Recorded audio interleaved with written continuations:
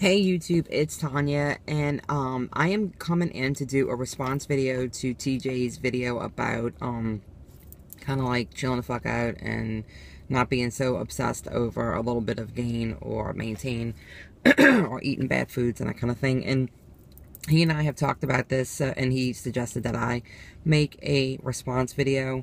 So here I am. So anything you're gonna hear, TJ, we probably already talked about, but what the first thing I told him after I watched the video, or really halfway through the video, is that I don't disagree with most of what he said, or really any of what he said. I agree.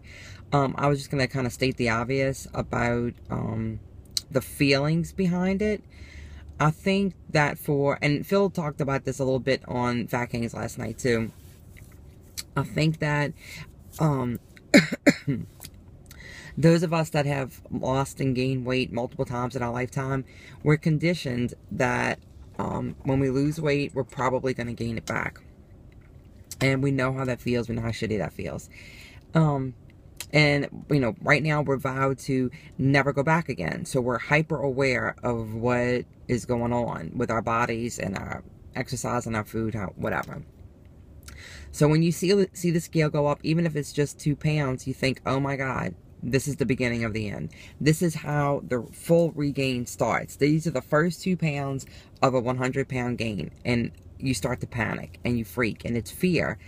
And, you know, we both said yesterday when we talked, like, you know, fear is good because that is what keeps you in check. That is what makes you think, oh shit, I got to get my shit together. But you do also get that feeling that, oh my God, no matter what I do, I'm going to regain everything. And logically, you know that that's not the case. But emotionally, it's hard to quiet that little fat kid in your head that's telling you that. So I've been thinking about this so much ever since I've had this regain. And of course, I've done a lot of research. And, you know, I know logically that the regain is normal. All the doctors say it, that some, you know, regain 5, 10, 20, even 30 pounds is not unheard of. But it kind of breaks your heart a little bit because it's like getting you to a point where you thought you would never ever be, and then taking it away just a little bit. And my biggest problem right now, and that I've been trying to accept, I don't know, and try and find balance, is that I really love my clothes that I got when I was at my smallest. And like I was telling TJ, for the first 2 years, I was laser focused, super committed. I tracked food every day. I mean, laser focus. There was no distracting me. And then after I had my tummy tuck, I kind of relaxed on that, and it was fine for like the first 6 months, maybe even 7 months. I wasn't tracking, but I wasn't gaining. I was indulging and I wasn't gaining, or I gain a little bit and then it would come off, and I was like, oh, this is fantastic. And then after those 7 months, probably in the last 5 months maybe, it hasn't been quite the same, and I've really struggled to get that laser focus back. And then so that made me think about, do I want to live the rest of my life with that laser focus? What is the most important thing to me? Is the most important thing to me being back at my smallest weight, looking the way I looked? And if so, then I know I have to have laser focus. That's a fact. If I don't want to have laser focus, but I want to just kind of follow the rules and the new habits that I've put in place, then I need to accept that I will maintain some bit of a gain, or regain, and then just try and find the best balance there. And I think lately, the thing that I've struggled with the most is the fact that I'm not super uber proud of how I'm living right now. Food and exercise wise, you know, my arthritis has prevented me from being laser focused and in the gym the way I used to be. But that's something that's kind of out of my control, other than, you know, seeking treatment. And I have to accept that and not beat myself up over it, because it is what it is. I cannot change that. It's like if I had a broken leg, yeah, I would be pissed off that I couldn't exercise, but I couldn't change it, you know. So I have to just do what I can when I can and accept that is my reality. But not doing nothing, because using it as an excuse to do nothing is not right either. So I'm trying to find that balance to where I don't have to be in the gym 4 or 5 days a week for an hour and 15 minutes, hour and 30 minutes like I used to be. It would be okay to walk for 30 to 45 minutes 3 times a week. If that's all I can do, at least I'm doing something and I'm staying fit, and I can be proud of making that personal choice. I also found that when I'm on my fitness really well, I make better food choices. And I was telling them too, I think that's for 2 reasons. One, when I'm on my fitness and I'm doing some kind of exercise, during that time, I'm not eating. The prep time, the time getting to wherever I'm going to go exercise, the time that I'm exercising, and the time to get home, that's, you know, a couple hours or whatever. That food is not part of that equation. So I don't have that opportunity. Where if I was at home, I would have the opportunity. My second thing is, I think I don't want to eat those calories.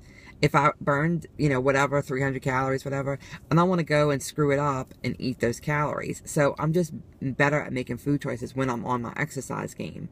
And I told him too, like, I feel like I never figured out why I was obese or morbidly obese, whatever. I never, you know, I didn't have some kind of childhood tragedy that made me upset. I wasn't an athlete and stopped being. I never figured it out.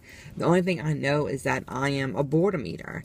And that's one of the reasons why I have to constantly be pushing myself to have a project that I'm working on, or planning events to go to and things to do, because that distracts me. That keeps my brain functioning and not thinking about food. The moment that I sit down and relax, like to watch TV or just relax in general, I think, I'm gonna get a snack. It's just an natural instinct. And I know the thought is, well, then just don't do it. You know it, just don't do it. Well, none of us got heavy enough to need weight loss surgery by being able to just flip a switch and just not do it. There's definitely some mental problem, I know for me, that causes me to go there and to think about food in an unhealthy way. And I'm still that way. 3 years out, I am still that way. That bothers me, but I guess the further out I get, the more I realize that's part of me.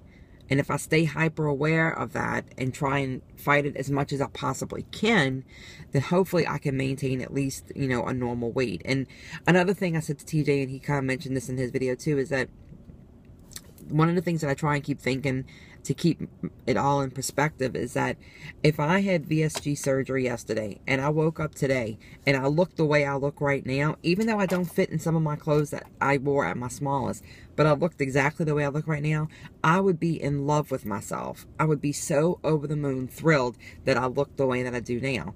So I need to continue to appreciate the fact that I may not be as small as I was at my smallest, but I am a hell of a lot better than I was at my worst. And I'm not on blood pressure medicine, which was one of my main goals to get off of.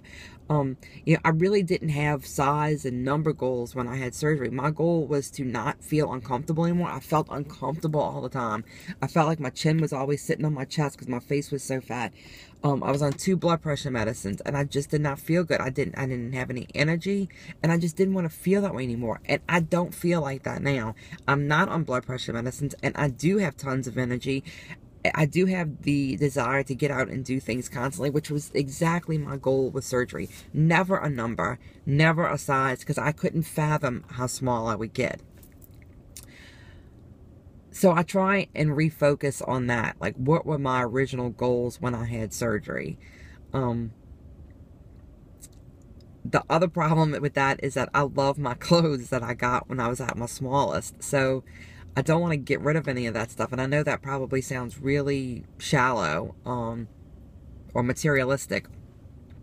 But I like those clothes. I like the way I looked in those clothes. I like the way I felt in those clothes. I felt so proud of myself for feeling like I was athletic and firm, and that my hard work was showing off. And I know my hard work still shows off now, but you know, it's just not quite the same. But that's something that I need to get reconciled in my head, that what is acceptable and what's not, versus how much work I really want to put into it. So, I don't know if this really helps anything, but I just wanted to give my perspective on the whole regain and the emotions behind it and where I'm coming from. So, but like I said, I don't disagree with TJ. I think he's right. I think we do need to calm the fuck down and accept that even though we may not be exactly where we want to be, we are way better than we were, and it's normal to bounce around the scale, and that's just the normal way of life for people who are obese, formerly obese, and people who are normal. My husband bounces around. It doesn't bother him like it bothers me.